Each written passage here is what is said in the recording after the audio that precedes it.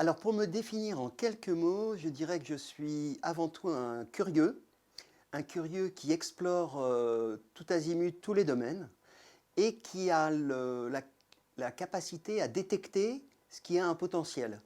Donc j'appelle ça moi les émergences.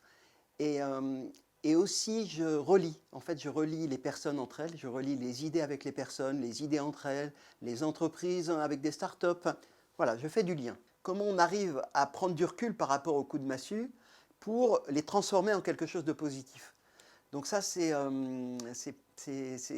quelque chose que probablement vous êtes amené, vous serez amené si vous ne l'avez pas encore eu à vivre. Et c'est ce qui forge notre caractère aussi, c'est ce qui nous permet, c'est ce que Cyrulnik appelle la résilience. C'est comment on arrive à ressortir grandi d'une expérience douloureuse, quelque part.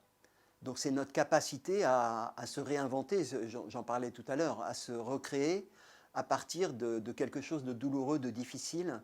Euh, et je pense que ça a trait à notre capacité d'humain à relever la tête quand on est déjà tombé 10 fois et qu'on relève là encore la tête. Et voilà.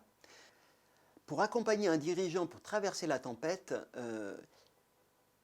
moi je me mettrais d'abord à son écoute, à comprendre comment il fonctionne à l'intérieur, à, à vraiment essayer de rentrer en empathie pour être amené à lui poser les bonnes questions.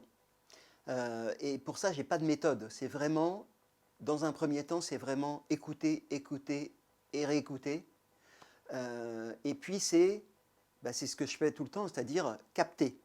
Capter, y compris dans le non-dit.